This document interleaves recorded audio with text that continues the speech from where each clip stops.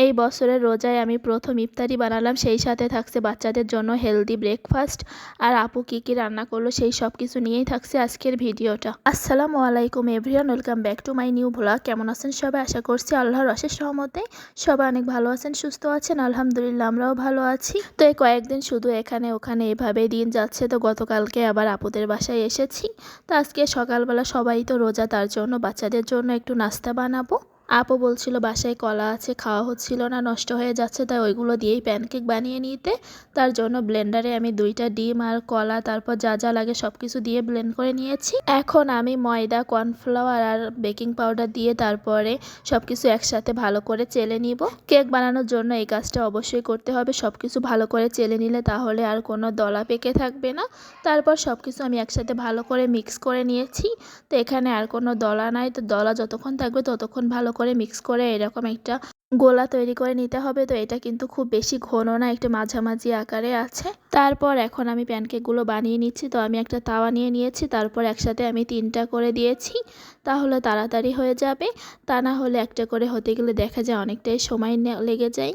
আর এটা হতে কিন্তু খুব বেশি একটা সময় লাগে না, দিয়ে 1 থেকে 1.5 মিনিটের মধ্যেই কিন্তু হয়ে যায়। প্যানকেকের জন্য গোলাটা কিন্তু খুব সুন্দরভাবে রেডি হয়েছে, তার জন্য কিন্তু প্যানকেকগুলো খুব সুন্দরভাবে ফুলে উঠেছে আর নরম তুলতুলেও ছিল। তো এখন আমি সব প্যানকেকগুলো একে একে বানিয়ে নিব। আর একসাথে 3টা করে দেওয়ার কারণে কিন্তু খুব বেশি একটা সময়ও লাগছিল না। তো প্রথমে যখন দিয়েছিলাম তখন একটু বেশি সময় রাখা হয়েছিল, তার জন্য প্রথমটা একটু পুড়ে গিয়েছে। প্যানকেকগুলো কিন্তু দিয়ে খুব বেশি একটা দেরি করা যাবে না, এক পাশটা মোটামুটি হয়ে গেলে আবার উল্টে দিতে হবে, তারপর অপর পাশটা হয়ে গেলে আবার উঠিয়ে নিতে হবে তাড়াতাড়ি, তা না হলে আবার একটু পুড়ে যেতে পারে। তো এখন আমি একে একে সবগুলো বানিয়ে নিচ্ছি। আর আমার বেশ অনেকগুলোই প্যানকেক হয়েছিল, কারণ আমি মোটামুটি অনেকগুলোই গোলা তৈরি করেছিলাম। বাচ্চাদেরকে সকালে নাস্তা দিতে বেশ অনেকটাই দেরি হয়ে গিয়েছে, তার জন্য আমি এখানে প্যানকেক বানাচ্ছিলাম আর পাশাপাশি বাচ্চাদেরকেও দিয়ে আসছিলাম খাওয়ার জন্য। এই রমজান মাসে দেখা যায় বাসায় সবাই রোজা রাখা হয়, ছোট বাচ্চারা ছাড়া।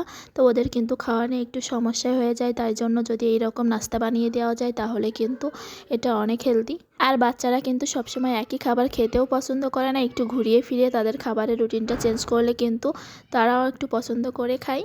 আমিও চেষ্টা করি আমার মেয়েকে এইভাবে একটু অন্যরকম করে খাবার তৈরি করে দেওয়ার। তো এগুলো কিন্তু দেখেই বুঝতে পারছেন অনেকটাই সফট হয়েছে আর অনেকটা ফুলকো হয়েছে। আমি প্যানকেক বানাচ্ছিলাম, তো এর মাঝে কিন্তু রান্না বান্নার জন্য সব কিছু রেডি করে নিয়েছিল। তারপরে আপু রান্নাটা বসিয়ে দিয়েছে। তো এখানে বেগুন রান্না করছিল ইলিশ মাছ দিয়ে। তা রান্নাটা আমি আর দেখাইনি, কারণ অনেক ভিডিওতে আমি এই রেসিপিগুলো শেয়ার করেছি, তাই আজকে আর শেয়ার করছি না। সব রান্নাগুলো দুপুরের আগ দিয়েই করে ফেলেছে। তো এখানে ছোলার ঘুগনিটাও রান্না করে রেখেছে। তারপর এখানে ছিল ইলিশ মাছ ভাজি, তো এগুলো রেখে দিয়েছে ভাজি খাওয়ার জন্য। আর এখানে ছিল বড় সাইজের পাঙ্গাস মাছ ভোনা, তো এটা কিন্তু অনেক মজার হয়েছিল। আর এখানে ভাত রান্না করছে, যেহেতু বাচ্চারা ছোট, ওরা এখনও রোজা রাখতে পারবে না, এজন্য ওদের জন্য। আর আমি বিকালবেলা একটু বেগুনি ভাজবো, তার জন্য দুপুরে আমি বেসনের গোলাটা রেডি করে রেখেছি।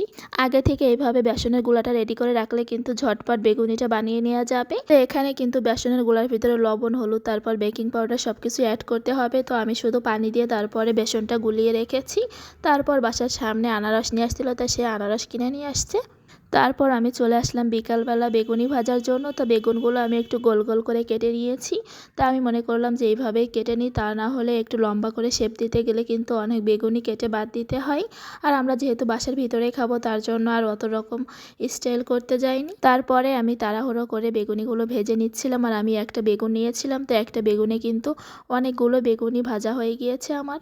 এই বছরের রোজায় আমি প্রথমবার ইফতারি বানালাম, তাও আবার নিজের হাতে। তো সবসময় তো বাসায় এই বছর রোজার মাসে প্রথম আমি ইফতারি বানালাম বেগুনি।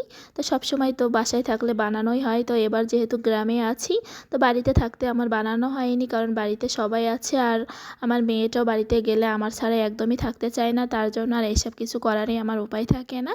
আপুদের বাসায় আসলে মেয়েটা আবার সবার সাথে খেলা করে, তার জন্য আমি অনেকটাই সময় পাই। তো আজকে ভাবলাম বেগুনিগুলো ভাজি। আপুদের বাসায় আবার সব কিছু কিনে আনা হয়, তাই আমি বললাম যে আমি বেগুনি ভেজে দিচ্ছি। তো বাসার তৈরি জিনিসগুলো কিন্তু আসলে অনেক ভালো লাগে, তারপরেও কিন্তু বাজার থেকেও কিনে পাঠিয়েছিল। তো আজকের বেগুনিগুলো আমি তাড়াহুড়ো করে ভাজছিলাম, আর পাত্রটাও ছোট ছিল, তার জন্য কিন্তু বেগুনগুলো একসাথে সব লেগে যাচ্ছিল, তার জন্য শেপটা খুব ভালো আসেনি।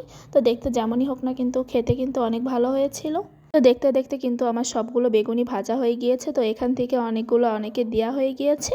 আর এগুলো ছিল, তারপরে সন্ধ্যার সময় আমাদের সব ইফতারিগুলো রেডি করা হয়ে গিয়েছে।